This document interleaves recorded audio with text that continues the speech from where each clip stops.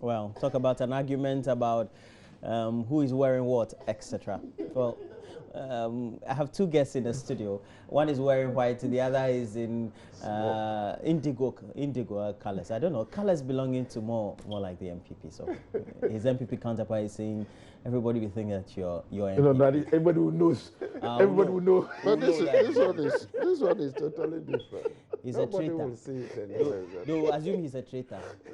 All right, so we have Adams Mutawakilu. He's a member of parliament for Damango, and thanks for joining me, Adams. Thank you very much. I've been in the news the last couple of, since the last week, I believe. For, don't know whether for the right or wrong reasons. But George Anda, also in the news all the time. Member of parliament for Ewutu Senya. Thanks for joining me. Ewutu Senya West is a constituency thing. Thank you. Good morning. Good morning, Roland. Good rightly, morning to he has your his viewers. watch well colored. The straps are all MPP The colors. colors are very similar. No, they are not similar. These are totally different. Change has come. Change has come. Who's not? He wishes he can remove it. You don't have a different smoke here. I have it for quite some time now, almost 6 months. Yeah. And I wait. He knew change was coming. Yes, yeah. The change is not the change we expected. Yes, Oh, yeah. so you're expecting change? You admit that you're There's expecting been a change? but the direction of the change is not something that is envious. Very interesting. We'll say that goes. True. But just to get a word or two from you about tragic accident that happened over the weekend. I know one happened on your main stretch. Yeah. I'm sure after your constituency boundary, so to speak. It resulted in the death for about 14 people. And on the opposite end of town or the country, we had 4 students of a nursing training college also dying after returning from an events night of the VGA base. Just your messages on road safety and how the public needs to be cautious, etc. Well, thank you very much. It's unfortunate that we keep on losing resource in this nation through accidents on our roads, and I would like to express my deepest condolences to the families of the bereaved persons in both accidents. I think the caution goes to our drivers on our roads.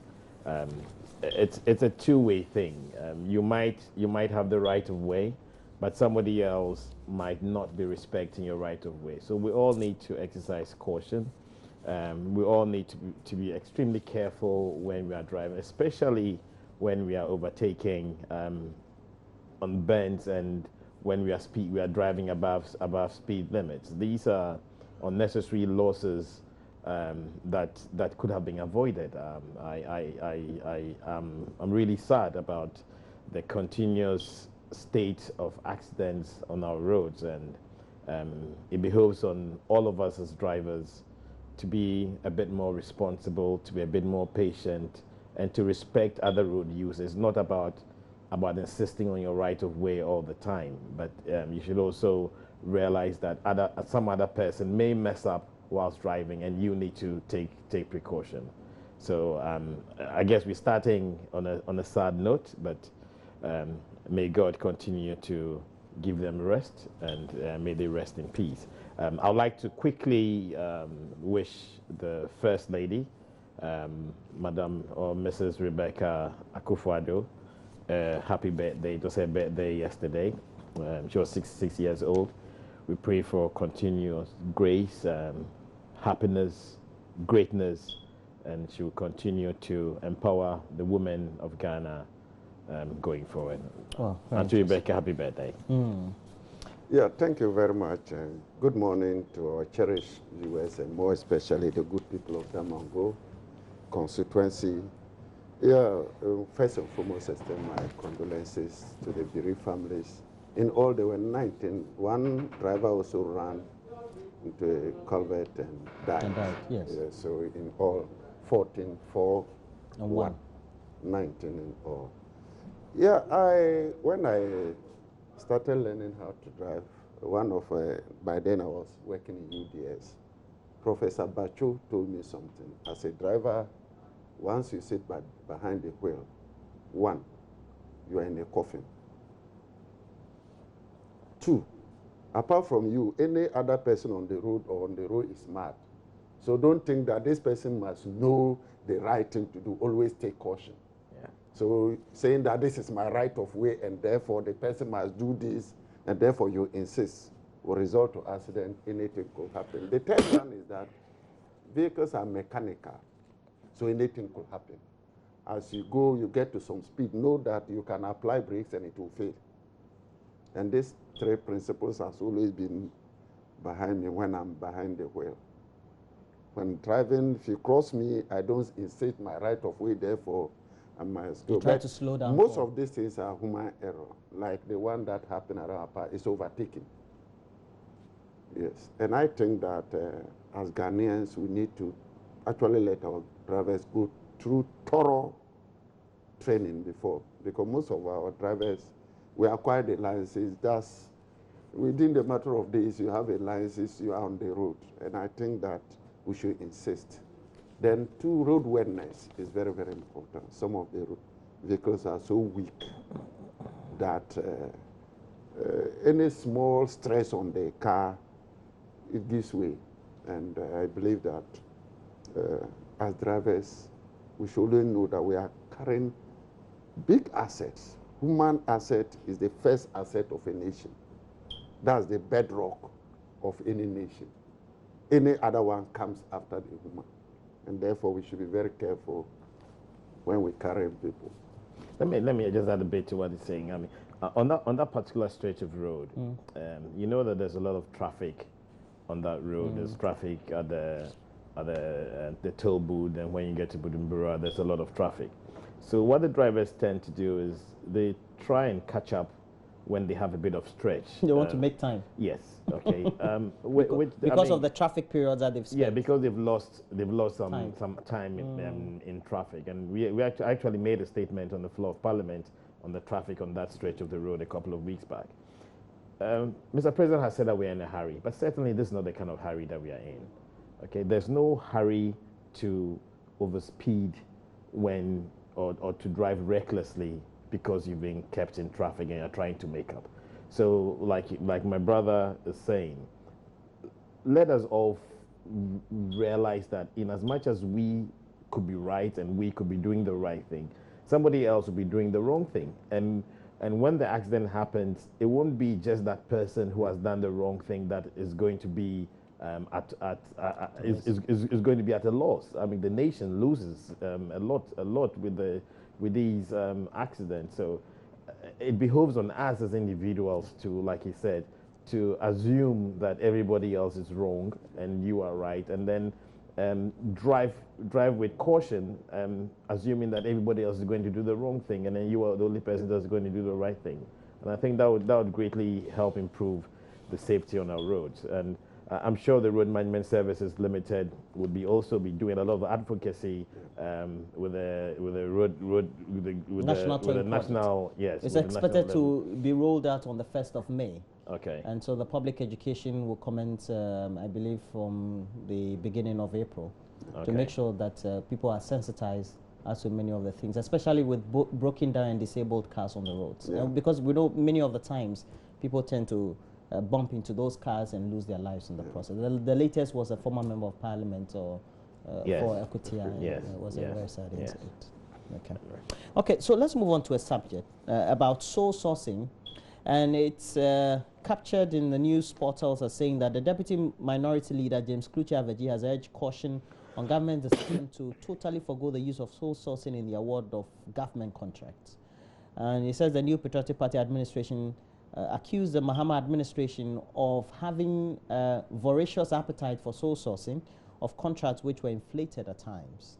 And I know that you've made commentary on this subject before, but especially the issue of soul sourcing and how inimical or not it is to the public purse. Well, I mean, first let us set the facts right. I'm not sure that any member of the MPP has said that this government is going to totally forgo soul sourcing. So, I mean, I think the premise for which this story is being discussed really is a bit of a problem. I think that every government, or actually the procurement law, makes provision for soul sourcing. And we are a government that believes in the rule of law. And the fact that the procurement law makes provision for soul sourcing clearly shows that sole sourcing is allowed under certain circumstances. Nobody in this government has said that there will not be any sole sourcing. Indeed, if you recall in the budget statement that was read by Honorable Ken Ofori-Atta, he stated clearly that for sole sourcing contracts above a certain amount of money, it would need cabinet approval. So I'm wondering how my senior honorable member of parliament is actually suggesting that there's a decision by the government of Ghana to totally forgo the use of sole sourcing, and then he begins to advise government as to what the risk of forgoing total sole sourcing are. I mean, if the contract is of a unique nature that there's only one supplier that's available, it makes sense for you to go sole sourcing.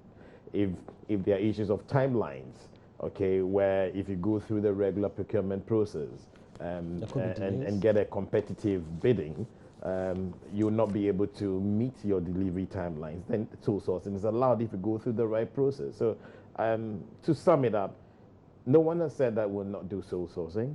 We'll do sole sourcing going through the right process. And indeed, we've been putting more strength, okay, to manage the process of sole sourcing. When the Minister of Finance has said in his budget statement that any sole sourcing contracts above a certain amount of money would require cabinet approval. So I think we are in a good place. Thank you very much. I think what he has said is what existed.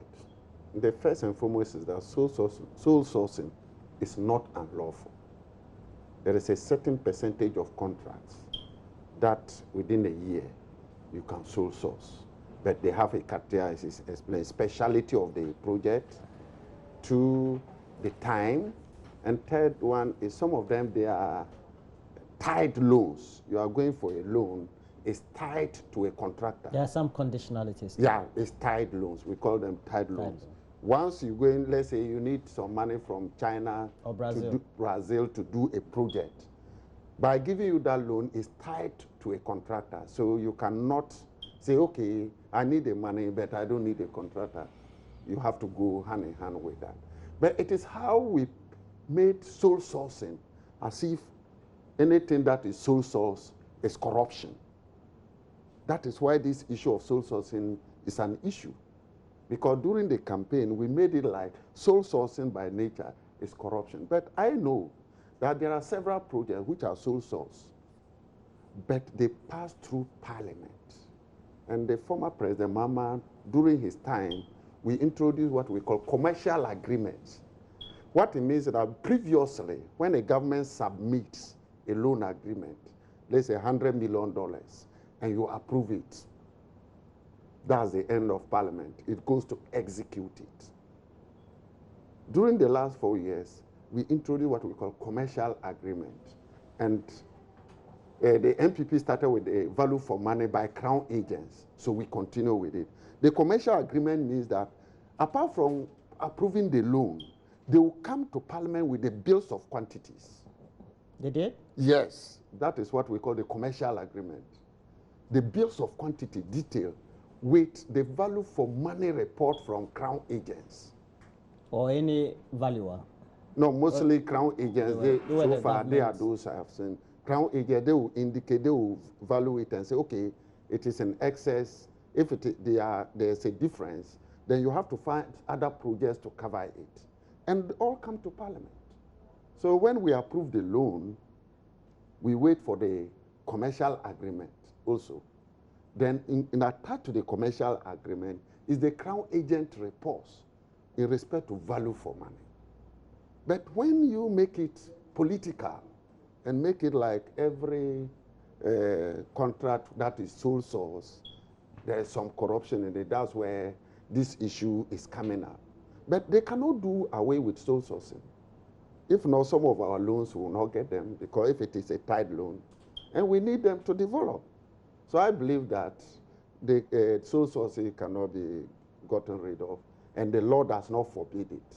Well, definitely. But Roland, I don't understand something. Why are we arguing on sole sourcing being abolished when there has been no statement or there's no position on well, that? granted that is, and I know very well, I haven't heard any notable personality is not in any concrete document of the MPP or the Akufo-Addo led administration that's the case.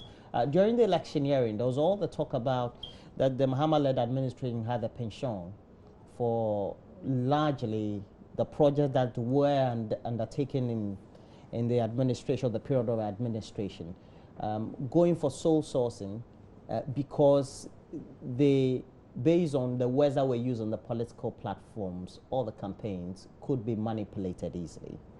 And I believe that's the basis for which we're having this argument in the first place. The argument we're having this discussion based on a statement that the deputy minority leader is supposed to have said. Yes. I think the first thing that we need to do is to clearly establish the fact that there is no government position that we are going to abolish sole sourcing. Very well. Okay, sole sourcing is allowed in the law. There's a process for going through sole sourcing. Now, if we are saying that there's a potential for corruption through sole sourcing, indeed we have certain examples in the last administration. Do we have potential for corruption? What happened in the Smarties deal? I mean, it's fresh in the minds of everybody. It was a contract that was given through sole sourcing. It didn't go through any competitive bidding. The payments were made. I mean, it was a total mess up. And these are the things that we are saying that the right thing should be done. We need to follow the process that it's covered by law. We don't just say that because there's a provision for sole sourcing, every contract should be pushed under that. Okay, and I think that is the point that is being made, or that's the position of Nana Addo Dankwa Akufo-Addo, His Excellency's government, as far as public procurement is concerned. That we need to follow the right process. The systems are in place. Okay, we just need to make sure that we follow the right process and we don't breach the process in the interest of certain individuals. Everything that we do should be in the best interest of Ghana. Everything that we do should deliver value for money, and everything that we do, when we turn our back, we should make sure that nobody can come and point fingers at it. And that is it. And I don't think that my senior in Parliament would disagree with me on this issue. I think we should all be on the same page. We should call right and wrong. Yeah, I think we are on the same page. That is what I'm saying. You made a statement that a certain amount need cabinet approval. That means not all will require cabinet approval. So if Smarties falls under, and then you turn it as if it is so huge, you understand my point. You just made a statement that the finance minister indicated that certain amounts that when it's sealing some amount, are you trying to justify Smarties? No, I'm just. No. Are you no, trying I'm not to justify? I'm just telling you that once you said that this amount will need cabinet approval, that means there are some that will not, and that is where we need to fight. Are you getting my point? But that's the point that the MPP keeps saying, that is where we had systematic, perhaps abuse. It has happened several times, and it is the action of the person. Let's take the Flagstaff House. 30 million was approved by Parliament. It turned out to be $80 million without even approval. And it was sole source from India. It was a tied loan. Yes. Are you getting my point? What you just gave, that's an example. Yes, it was a tied loan. The contract was executed by Shaponji and Palonji. Yes, it was a loan from India, tied loan. Parliament approved $30 million. It turned out to be about $80 million. The difference of $50 million never came to Parliament. You understand my point? We believe that, yes, as government, you must have some miscreants. But taking action is what is most important, to scare. So your point is that action. So what I mean is that Smarties is something that has happened behind cabinet, because the amount 3.6, I don't think the ceiling you are talking about will be 2 million or 3 million Ghana cedis. It might be some high amount. A little higher. So it happened behind the hindsight of the cabinet, and when it came to notice, an investigation was set up. The money had been refunded. I don't know whether it all had been An investigation was only set up after the whistleblowers raised concerns. It is very, very important that we need whistleblowers. If not, a lot could go. And that is how government... Let me ask you this question before I get to Honorable Anda. If we have several of such so-called non-cabinet approval actions that could fall under the sole sourcing level of contractual agreements, etc., you put all together, then the nation is being ripped apart as far as financing is concerned. That is what I said. The internal control system of any institution is very critical. I think internal control systems. And over a period, I've realized that some people tend to fear politicians, that when they take decision, they fear to say, let's do the right thing. You mean the technocrats in the technocrats. MDAs? And that is one of the big problems that we are facing today. I think I will urge all technocrats to ensure that when things are not going right, you point it out and you insist on it. And it is very, very important because as a DC, I always make sure that the internal audit function as effectively as possible. I make sure that documents always pass through the internal audit. And for my 4 years as a DC, we never appeared at the Public Accounts Committee. Because I'll make follow-up. Okay. It's because you're a finance person, so it's a normal thing for an accountant to do, right? I'll make sure that ARIC does their work. ARIC, Audit Report Implementation Committee.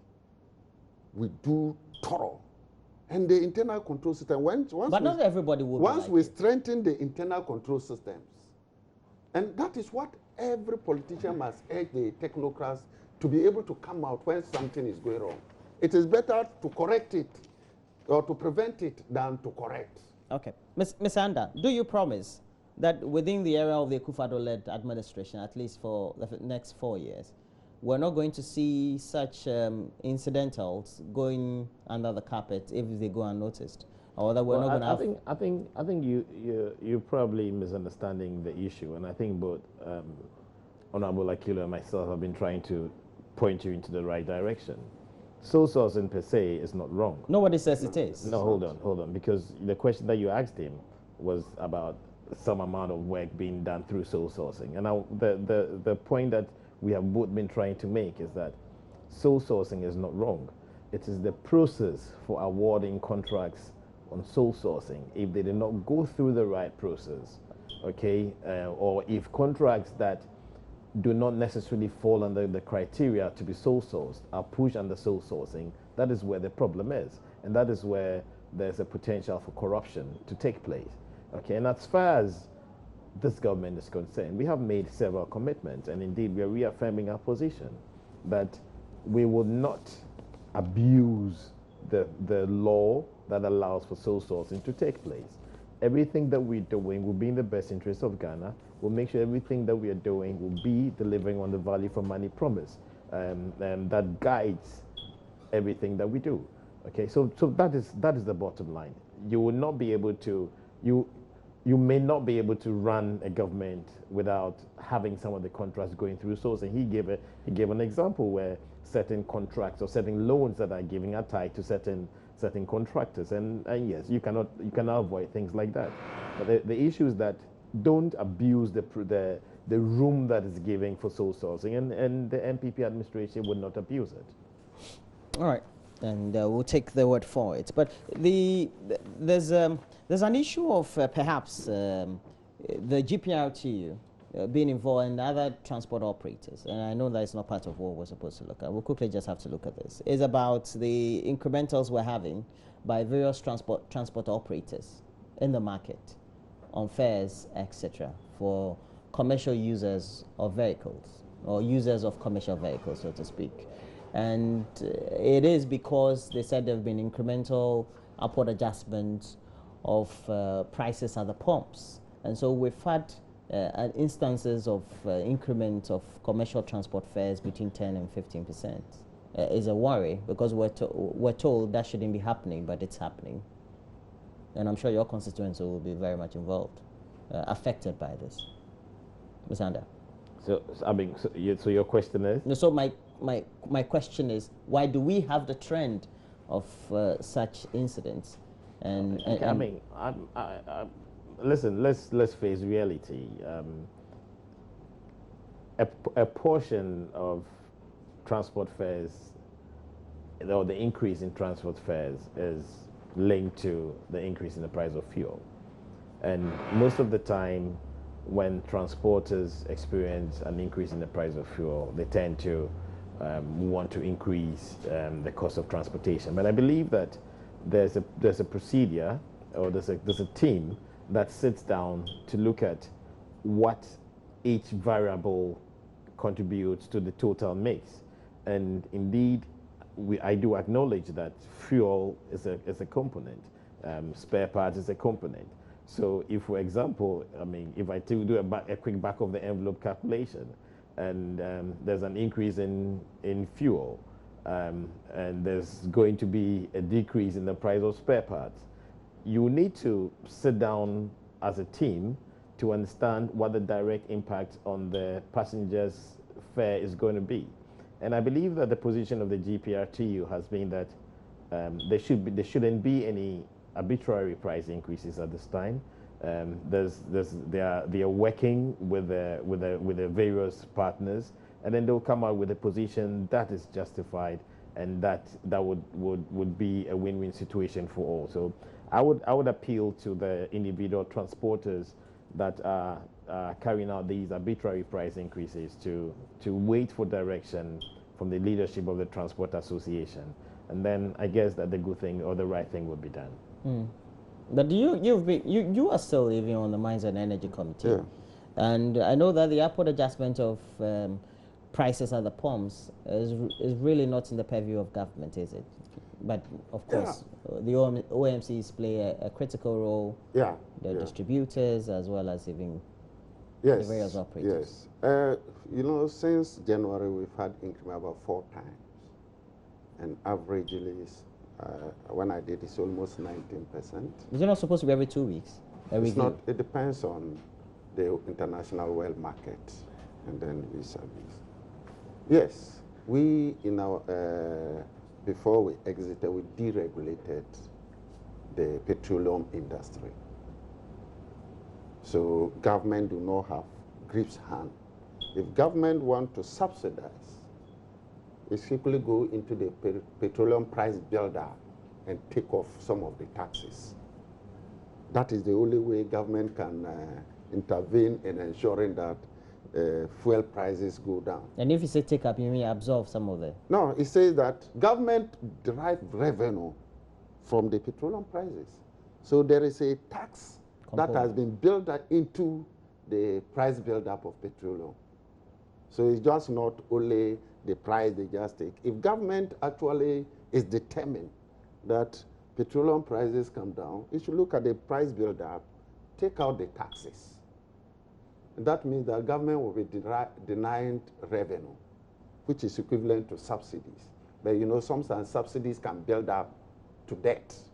So if I say, if I'm taxing you 10 cedis, instead of taxing the 10 cedis and then giving back the money, I'll reduce it to 5 cedis per liter. Maybe. That is the one way the government can go. But as to prices, once the international market, there's that, it will increase. But what is most important is the government quickly engaging GPRTU and other bodies in the transport sector to ensure that they agreed and for it to be uniform. Because I know... Why should they, when the perceived increments are not warranted? What perceived?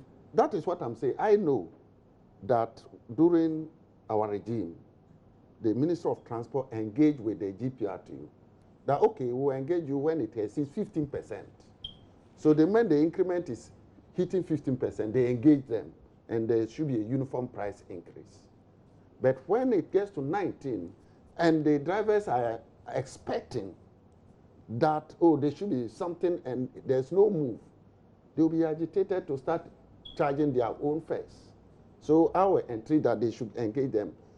2, spare parts tax has been taken off, but it's not taking effect now. That is 1. So it doesn't just mean that after the finance minister say, oh, taxes on spare parts abolished, means that immediately takes effect. No. The necessary bills have to come to cancel it, 1. 2, doesn't necessarily translate to reduction in prices. I don't have any proof that by taking it and they therefore importing the spare parts, automatically the ordinary consumer will benefit. Why not? Yes. They all have their consequences. If there's no regulatory price, because if you go to Abosokai, everybody charges what he feels. There's no uniform price. That means you cannot regulate how they charge. If not, we could have taken the taxes, calculate and say, okay, if a pump costs this, because of the tax, we expect you to sell this. But there's just abolishment of the tax, but there's no regulation as to how individuals should charge this spare parts. That is 1. So they can take that tax and still charge the normal tax. And I wanted to carry some survey on that. Take the items today, 6 months time, go and compare whether prices have gone down or up. Because that place is not regulated as to how you price. So it doesn't mean. Second one, by taking the taxes means that you can now bring in more. It increased import bills. And one import bill increased significantly, it put pressure on the dollar because they need to convert it to dollar. And if there's pressure on the dollar, the cedi depreciates. So the depreciation of the cedi can comfortably take care of the reduction. And therefore, there will still be lower prices of spare parts. So getting the resultant effect is always the most difficult thing to determine. So it doesn't necessarily mean that by taking off taxes on spare parts, automatically price will go down. But as a government, they need to engage so that they don't just charge, anybody gets up the next morning, they go in, they decide to charge whatever they want.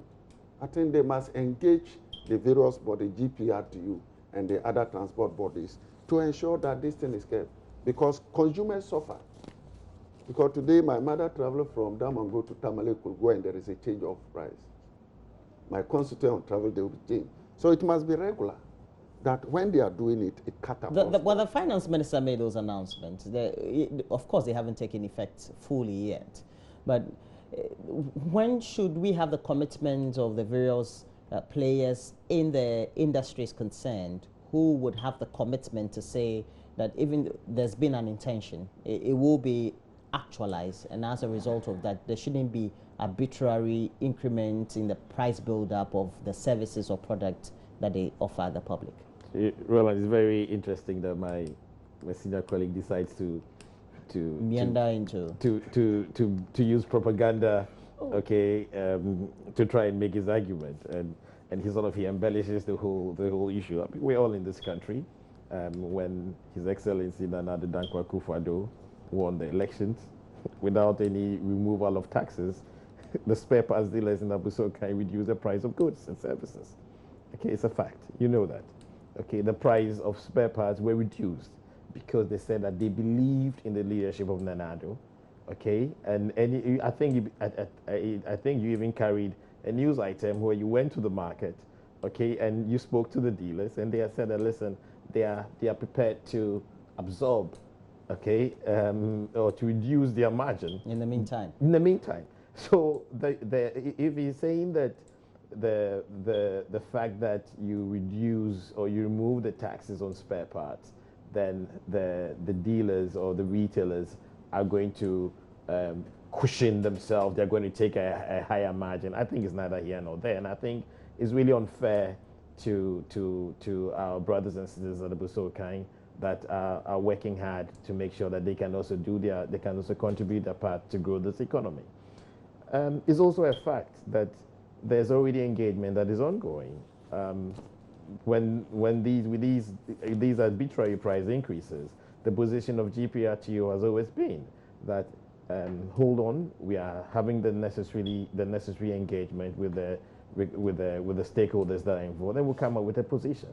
So I really don't understand why he would try and create the impression that there's no engagement that is currently ongoing. So yes, there's engagement that is ongoing. The finance minister has announced the removal of taxes. He's a finance person.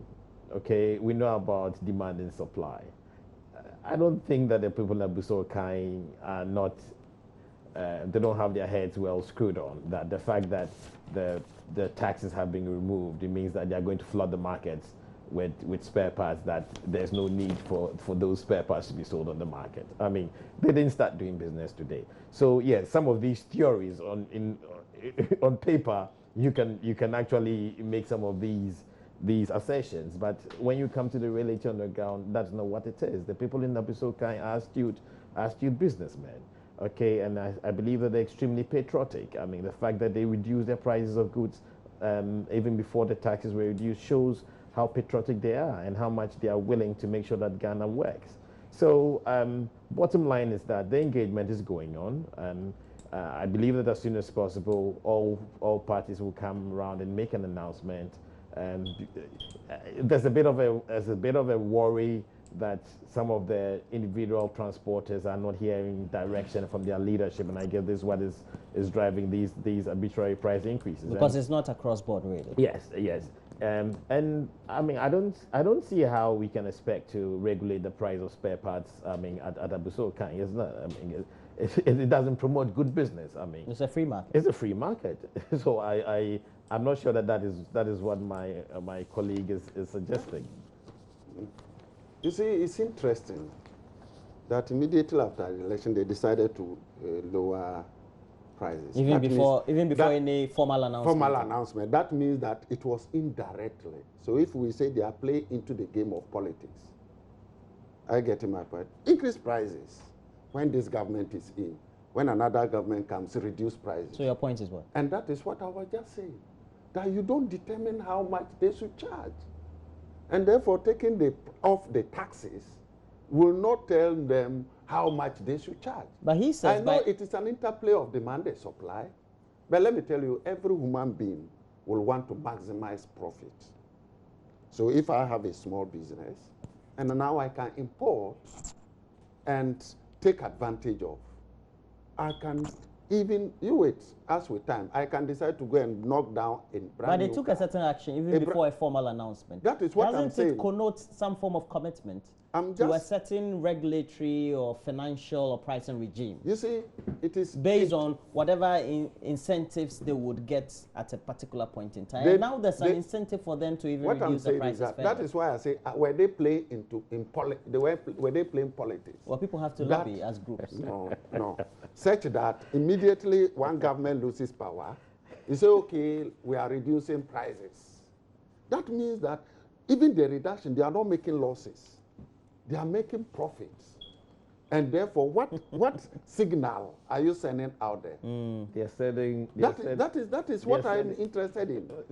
Because if one government comes and say, okay, we are reducing prices, so that means you could have even reduced the price long time. But because of a particular government, you refuse to reduce the price. Honorable Akilu, I mean, if clearly the policies of a particular government are inimical to growing businesses, okay, and you vote that government out, and you want to be patriotic, and you want to patriotic when no, but the policies, you see, you're failing to realize that the policies of the previous administration were inimical to growing businesses. Okay, and I think that until we come to that realization that those at the back end, okay, are actually driven by what you say and what you do, their actions and inactions are driven by what you say and what you do, we'll always get it wrong. Okay, the fact that we are campaigning on a certain message, we're giving a certain direction that if we came into power, this is what we're going to do. And we came into power and the people said, listen, we believe in your message. Okay, we're taking the step, we're moving ahead, even without hearing the budget. Okay, and we are taking a decision, okay, to show that we are patriotic and that we believe in Ghana and we believe that this leadership is going to make things happen. I think that you should take lessons from there rather than castigate the leadership of the spare parts dealers that they have done wrong things or they have been political. You should take I don't see lessons that from to be them. patriotism. What that is, it's not for you to No, see. it's not You patriotism. see that to be betrayal? You see patriotism to a country or patriotism to a party. So this is patriotism. You see, to what? So this is is patriotism to a party, Why? not to the country. It's an industry. You see, he just made it. It's an industry. I'm coming. He just made that statement that they are patriotic. So when certain measures were put in place, they decided to increase the prices. No. But it Increase is not what prices? No, Reduce the price. No, when another government came in, the policies of that government hasn't started working, and they feel that they can reduce and still make profit. So the mentality, that patriotism that you use, is not a respect to the nation, but to a party. Okay, I get That the fact that that party has come Roland, there's in, nothing we are to get patriotic. here. Roland, I get his point. Roland, Yes. there's nothing. You're saying that Because if it is, they if said it that is a they were country, just they Roland. just didn't like the previous government. Roland. That's all that he was saying. Roland. if it is The a point patriotic is to the that- country, I thought that irrespective of the policies, that means they were still making abnormal profits. So they increased How that can thing you, to make the how can you country, determine that? to make They could that have been, government they could have been popular. making losses in the meantime whilst they, Roland. while they did the Roland. reduction. No. Roland, Yeah. listen. I see that you've sat on the edge of this. There's- It means it's serious. You see, when we keep on trying to make traders feel like they take decisions that are not informed, okay, or that they cannot think through their actions, okay. That's not what he said. No, Can I make my point? Yes, No, please. that Let is not what I him said. let him make his point. We need to respect the fact that these traders, okay, take informed decisions. Party A is campaigning on a certain message and a certain policy direction. Party B was campaigning on a certain message and a certain policy direction. The good people of Ghana decided for the first time in the history of this country, one time, an overwhelming victory, to endorse the message of His Excellency President President Akufo-Addo. Happy days. To demonstrate their patriotism, okay, to the government of Ghana, okay, based on the policy direction that this government was taking. These traders decide to reduce the prices in anticipation of a certain policy that was going to be made in the budget. And that policy has been made in the budget. That statement has been made in the budget. It's happy days. Okay, I mean, my brother, we should realize that if you do wrong, or if you take a wrong decision and the citizenry punish you, don't go and say to the citizenry that they are being political.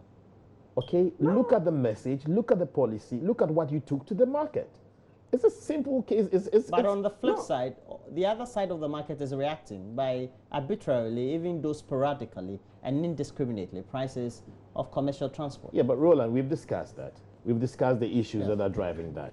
Okay, and he also stated that in terms of getting the pricing formula for transporters, okay, there's a percentage that will be attributed to the variables in petroleum prices. There's a percentage that will be for spare parts. There's a percentage that will be for other things, I mean, wear and tear and stuff like that. So it's not just because the price of fuel is going up and then it means that the price should go up. The engagement is currently ongoing, and I believe that the right thing will be done. On the front page of the let me just BNF conclude. I think he just confirmed that patriotic to the government. And I think we should be patriotic to the country. That is very, very important. The government runs the country. Government comes, country stays. You're saying well, it's symbiotic, it's interrelated. No, With all due government respect, comes, with all due government comes, but country stays. Are you saying that all spare parts are against the NDC government? when No, they come to power? no. Okay. But That's I not what don't. you said. Roland, I don't. So what do I'm you- not. Roland. What See, do you mean? I set a scenario. I said that doesn't necessarily mean that the reduction in the scrapping of the import duties on spare parts will necessarily translate into reduction in price. That's where he came out. And I say, if you look at it that way, then they are patriotic to a particular government. Because of the and he has stated it clearly, that because the government has come, they are patriotic to a government. And that's where I have an issue. You are patriotic to a country, not to a government. Government comes and go. Country stays. Roland, I mean, can we move with the issue? I mean, but he has a position, and you also seem to have a position. But you are the moderator. Yes, so because I'm the moderator, we're moving on. Okay. Because I'm the moderator, at any point in time, the citizenry go to polls, and they elect a government for 4 years. That government has the mandate to run the country for the 4 years. Okay, so there's nothing wrong with being patriotic to the government based on the policies that the government are putting in place to run the country. I rest my case. Yeah, but the vice president, because I wanted to add, I saw something on the BNFT. I thought it would make it interesting for us because the PricewaterhouseCoopers, I believe we all know the accounting or the auditing firm. They said government would need a proper stream of funding source for SHS. Because, and we know that it's an incentive that's already, but I know it's something we can look at. If we're interested, we can take a look at it. I think clearly, because you see, we should base these arguments on the budget.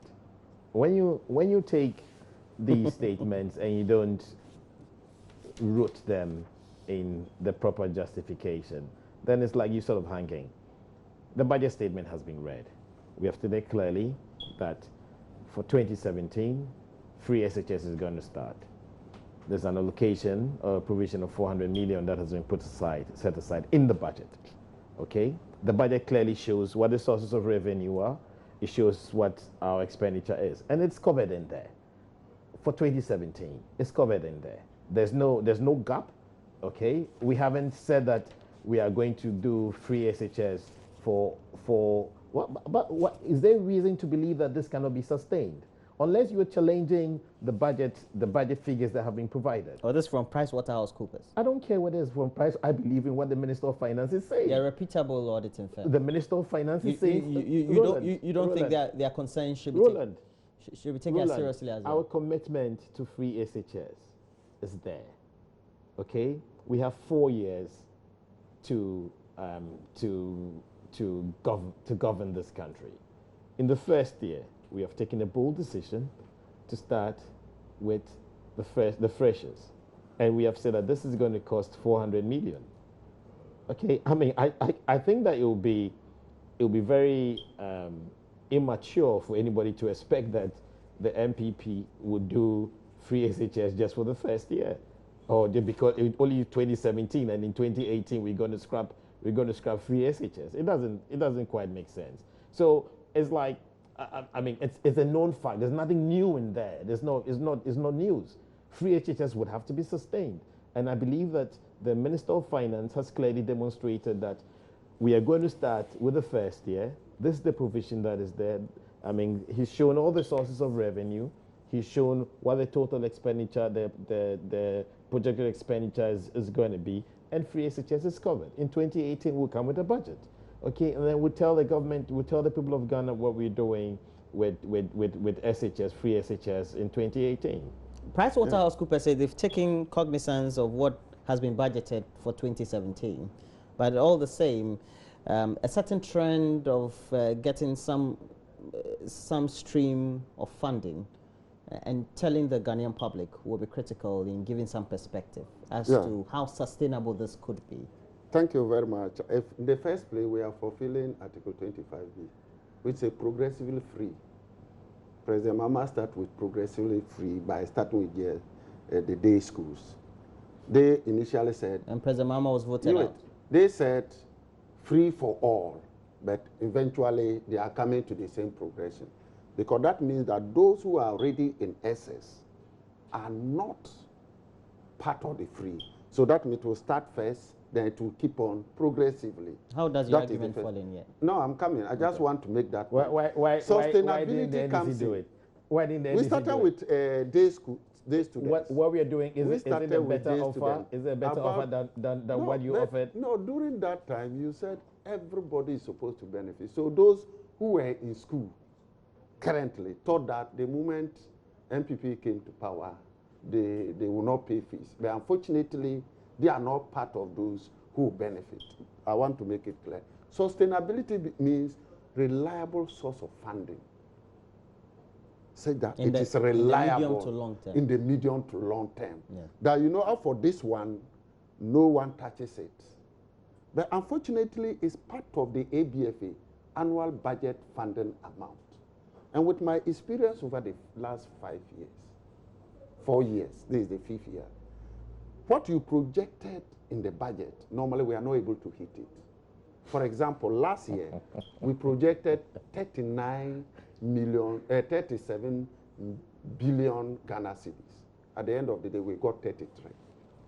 There's a shortfall.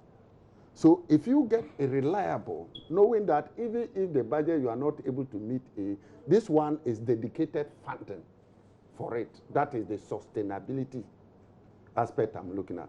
But if you box it to the consolidated fund, for all projects to struggle for it, the likelihood that you will not be able to every year get the resources needed to do it will be a problem. That is why they are just hinting us that putting it in the pool and then sharing it, like attach it to Ministry of Education budget, annual budget funding amount, sometimes the revenue do not trickle in as expected.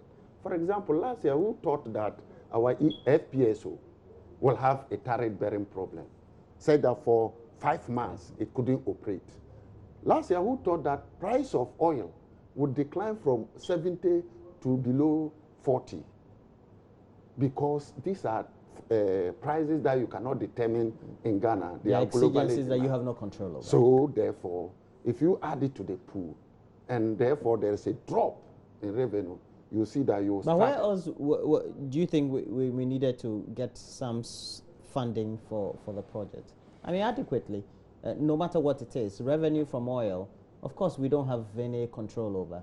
At some point in time, the oil prices will not be there forever. There are some rigidities in the PRM law, that is Petroleum Revenue and Management Act. Either using it for recurrent, what percentage you can use for recurrent expenditure. If not, the oil funds will be at least a little bit reliable. Because even if the prices drop, you are still going, like last year, we still had over $200 million. So if you multiply it by 4, that's about $800 million Ghana cedis. So that will still cover. So, but there are rigidities in the that law that you cannot use this to fund recurrent. And we know that free SHS, they are recurrent expenditure. And therefore, getting it in there is of a difficulty. Point made. Roland, yes. I would have been quite excited if this argument was being challenged on the budget.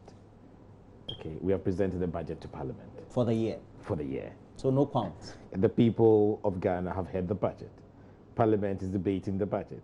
I've not heard him make a statement or a contribution in Parliament that seems to suggest that he's not convinced that the free SHS for the first year cannot be sustained. Okay, we have 4 years to govern this country.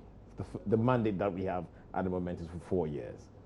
We have started to deliver on our campaign promises, and we are saying that for the first year, we're totally recovering free SHS. Okay, I don't have any reason to believe that that will not be delivered. He's making reference to his experience in the last 4 years. Indeed, if Ghanaians wanted to experience what happened in the last 4 years with the economic mismanagement, with the incompetence and the corruption in the last 4 years, they would have voted for the NDC. Ghanaians made an overwhelming statement that it's enough, we want change, and we believe in the leadership of His Excellency Nana Addo Akufo-Addo. Please let's allow Nana Addo Akufo-Addo to govern this country. His Minister of Finance has given the budget statement. If we think that there are problems with the budget statement, let's debate it. But then let us not come outside and then seem to suggest that we should do it for 4 years. I mean, because even the Ghana National Education Campaign Coalition seems to think that if you look at having a free gate or an across-board implementation of free SHS, it's a bit discriminatory as well. Yeah, but Roland, and let us say. Because, for example, which secondary school did you go to? Of course, I went to Achimota School. Okay, you went to Achimota School, yeah. And we have a lot more people who want to go to Achimota School, and schooling should be free. And there will be some schools down there too who also need to have the pack of students going there. Schooling there should also be free. But people, if it's free, would want to get the best of education, and so we'll be flagging the top schools. Yes. Yeah, and that could have effects on infrastructure, on quality. Exactly. And all so it's about delivering over a 4-year period. And in the first year, whatever we've offered to the parents in the first year is clearly a much better offer than what you offered to them. If you didn't think through what you could offer to them, and you believe that you will fall short, okay, when you had all those resources, clearly different leadership, different direction, and we are doing the right thing. I like my brother when he always This is the first time I've seen Georgianda behave like a politician. Let me tell you, I like when a political party, when a party wins election and feel that we got the support of the people, so we do whatever we want. They did. No, so we do whatever we want. Point of correction. Excuse me. Point of correction. You do what the electoral figures. Point of correction. We are not doing whatever we want. We are doing what we promised the people of Ghana we would do. And the people of Ghana listened to what we said we would do, and based on that, they voted for us. And that if is you are where not listening, you are not listening to the people of Ghana. You made mistakes, admit those mistakes, and give us the room to govern this country. And that is why we are in parliament as opposition to point out. To be frank, in parliament, I handle energy, so I contributed in energy. Ablakwa was the former deputy minister for energy. He addressed this issue. You mean and he made it, yes, education. He made it clear that even when you take the enrollment figure for expected enrollment figure from the budget and you divide it by the allocation, it's about 825 Ghana cedis. Per student. Per student. However, for the year. Yes. For the year. For the term. For the term. However, the previous years is about 1,000 to 1,400. So that difference, how is it balanced? So we strategize. You might not see me talk about education, but my colleague, Honorable Ablakwa, spoke extensively about that. And it's very important that we make ourselves, our position clear, so that in the implementation, if you have difficulties, people recap that, these signals... You're predicting doom. These signals were given. You're predicting doom. No, it's good we come up with it, so that they can have the other side of it.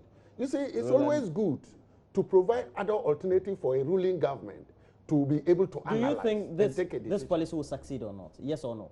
I think it will have challenges. That is for me, it will have challenges. I failed you. 5%. As the Nigerians will say, Tofiakwa. It will have challenges. Adam, because I wish we implemented. The battle is still the Lord's.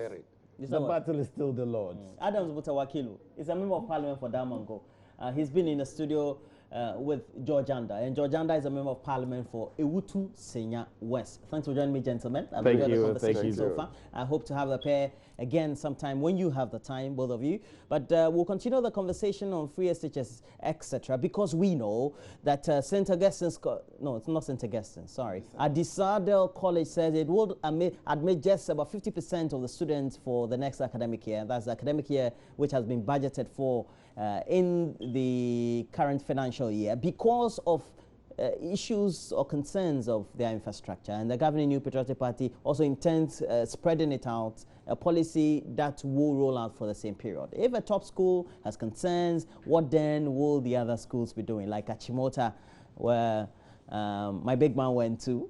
And, well, if they don't have and they have new entrants, how are they going to accommodate them, etc.? So we'll be having a guest in the studio, and Dr. Prince Zama is Executive Director for the Institute of Education Studies. They used to be called VIAM. We'll be having the Reverend Jonathan Betty. He's a PRO for the Ghana Education Service also on the line. When we get Dr. Matthew Poku Pempe, we'll speak to him. He's a Minister for Education. So all next.